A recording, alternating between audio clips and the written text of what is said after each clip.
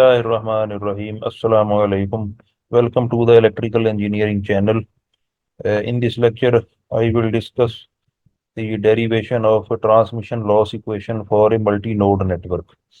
So, first of all, we will discuss some details of a multi-node electrical power network, and we will develop some mathematical equations, and those mathematical equations will be combined to form a system of matrices, and then those system of matrices will be simplified at the end.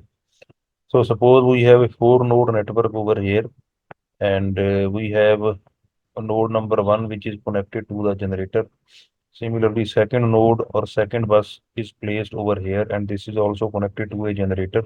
Buses number three and buses number four are the load buses, and in between we have a connection network in which all of these nodes are connected to each other by means of transmission lines, transformers, and other electrical components. This is the reference node, which is also called a neutral node or a ground node. And the total load current in this case will be equal to I3 and I4. So I3 plus I4 will be equal to ID.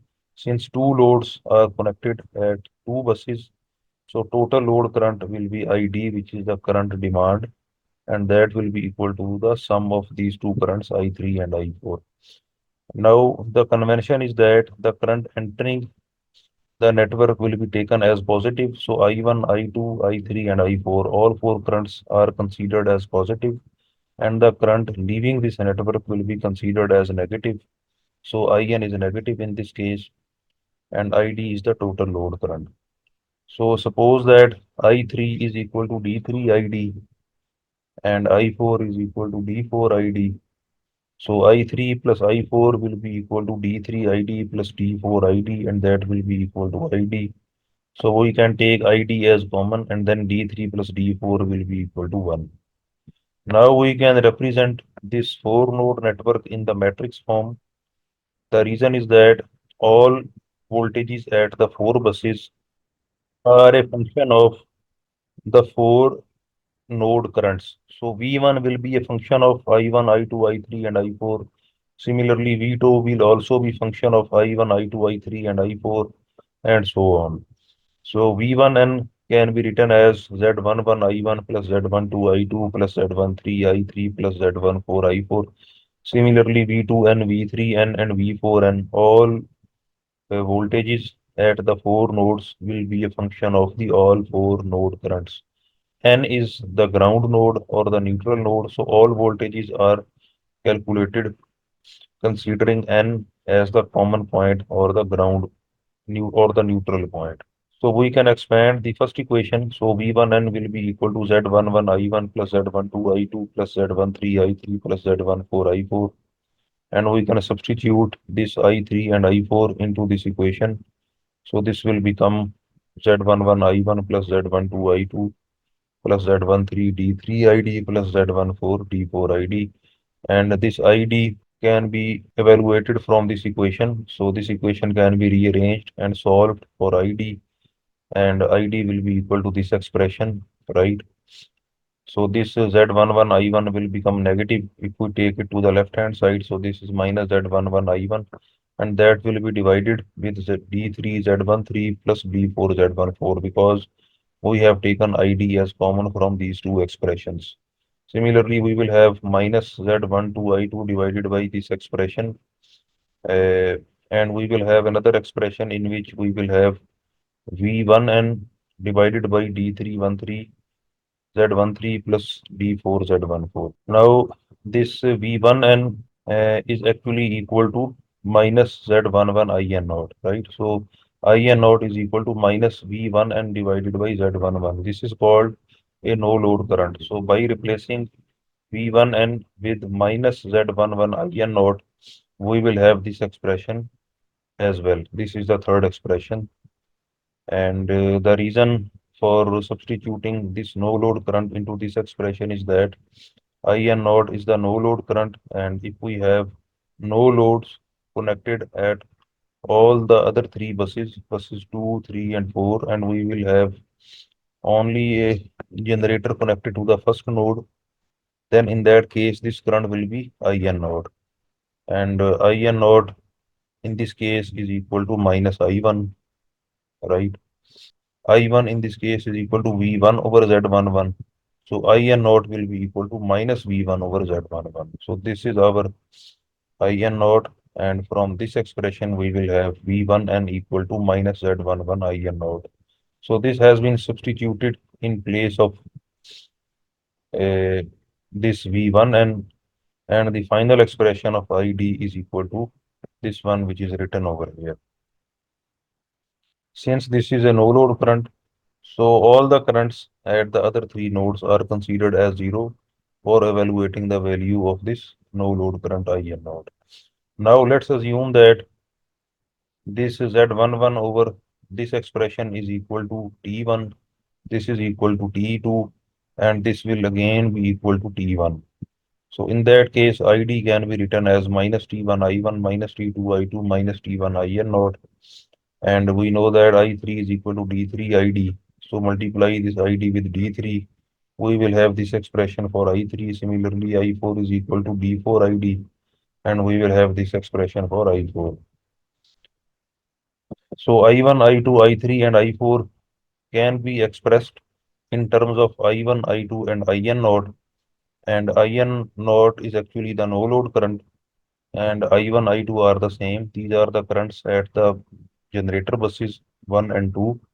And we have actually eliminated the nodes 3 and 4, and we have replaced those two nodes with the neutral node or the ground node. So in this way, we will have I1 equal to I1 since it is present on both sides of the matrix. So I1 is equal to I1. So we will have 1 over here because if we expand or if we multiply this matrix with this column vector, we must have I1 equal to I1. So consequently, this entry will be equal to 1 and these two entries will be equal to 0.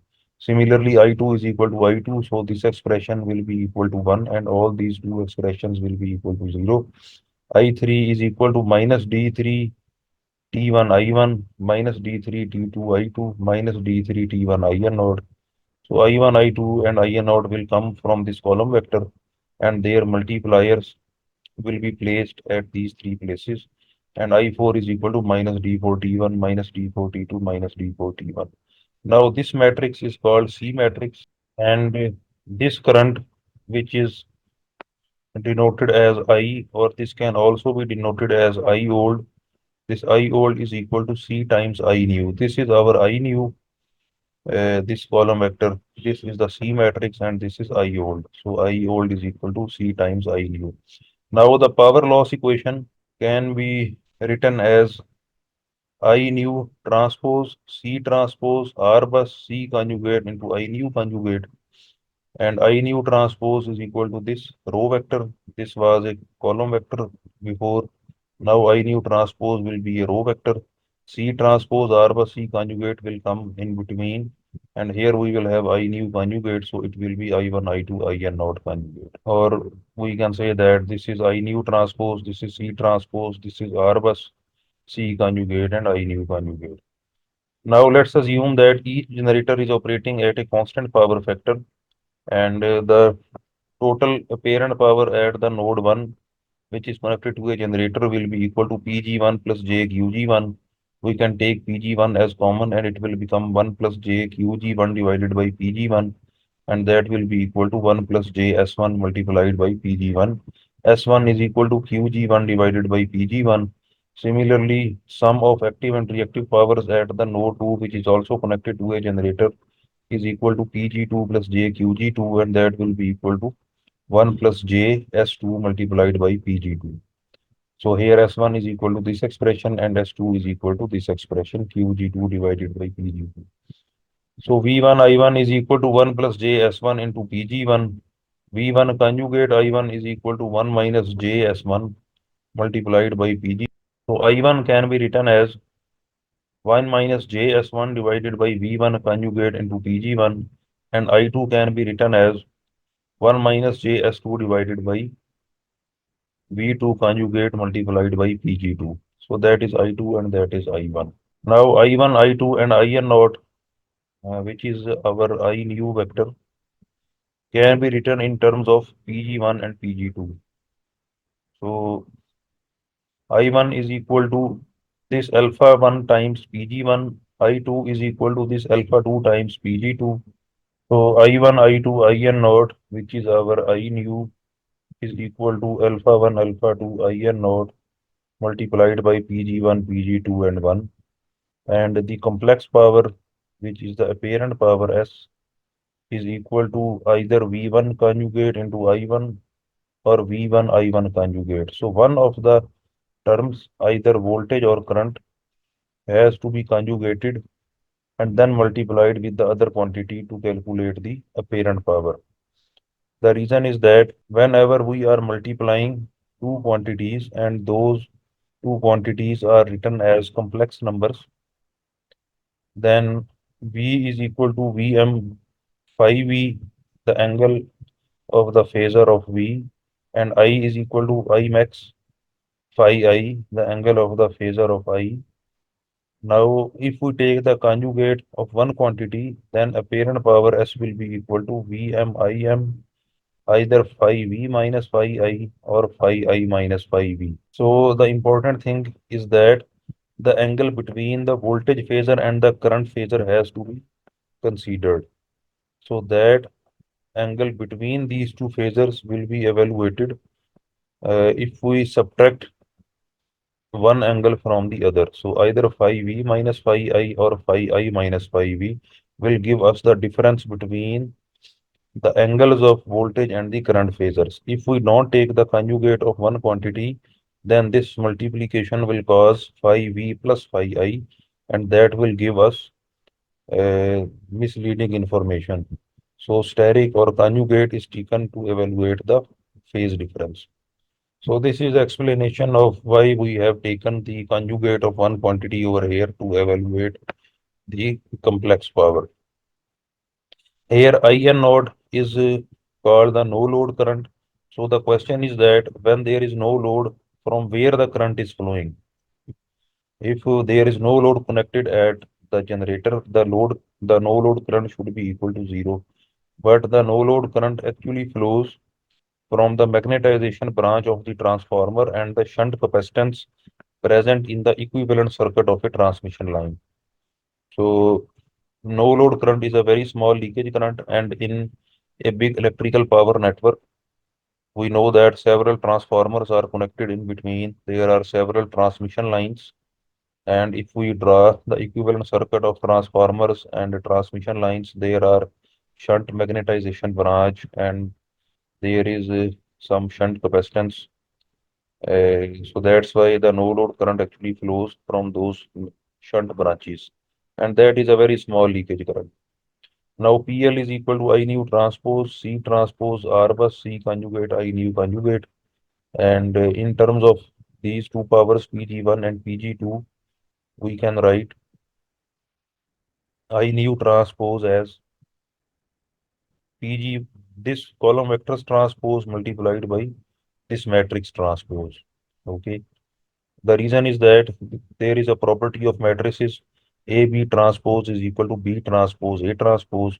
So I nu transpose will be equal to this transpose multiplied by this transpose. So that will be equal to PG1, PG2, 1. This will become a row vector. This is a diagonal matrix, so its transpose will be equal to the original matrix. This is C transpose R plus C conjugate, and this is I nu conjugate, which is equal to alpha 1, alpha 2, I naught conjugate multiplied by Pg1, Pg2, 1 conjugate. So these inner matrices are called T alpha. So this is a T alpha matrix, and we have this row vector over here and this column vector over here.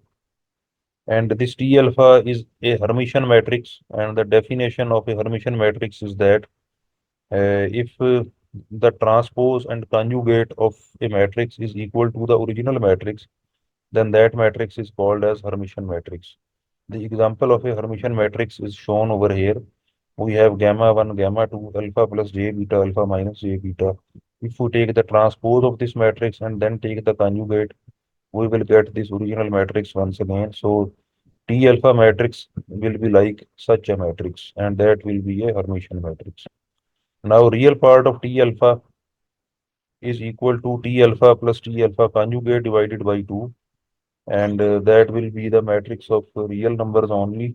And those real entries are V11, V12, V21, V22, and these three entries of the third column and the third row are actually represented as B10 divided by 2, B20 divided by 2, B00.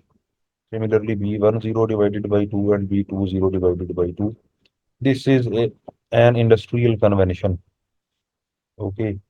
So now PL will be equal to this row vector, this P matrix, and this column vector of powers. And if we multiply these three matrices, we will get this expression. So this is a 3 by 3 matrix. This is a 3 by 1 matrix. So their product will be 3 by 1 matrix. And this is a 1 by 3 matrix. So when a 1 by 3 matrix is multiplied with a 3 by 1 matrix, at the end we will get 1 by 1 matrix. Or 1 by 1 matrix is actually a scalar number or a single entry matrix. So after multiplying all these terms, we will get this expression. And this expression can be written in the summation form as this, right? So I is equal to 1 to 2, j is equal to 1 to 2, pgi, bij, pgj plus summation I is equal to 1 to 2, bi0, pgi plus b0, 0. If we expand this summation, we will get this expression again. And this summation can also be expressed by using these matrices, right? So if we multiply this row vector with this matrix and then with this column vector, we will get these three terms B11 Pg1 square plus 2B12 Pg1 Pg2 plus B22 Pg2 square. Then if we multiply this row vector with this column vector, we will get B10 Pg1 plus B20 Pg2, and this is the last term, which is B00. Now this loss power expression can be written as Pg transpose B matrix into Pg plus Pg transpose B0. B0 means B10 and B20 column vector plus B00. So these are all different ways of expressing the power loss equation in the matrix form, in the summation form, and so on. And these B terms are called loss coefficients or B coefficients, and B is called B matrix. So these B terms are actually useful in calculating the total power loss across any electrical power network. So that is all about our today's lecture, and I hope you have understood the concepts which are discussed in this video. For watching more lectures, please subscribe this channel. Until the next lecture, it's goodbye.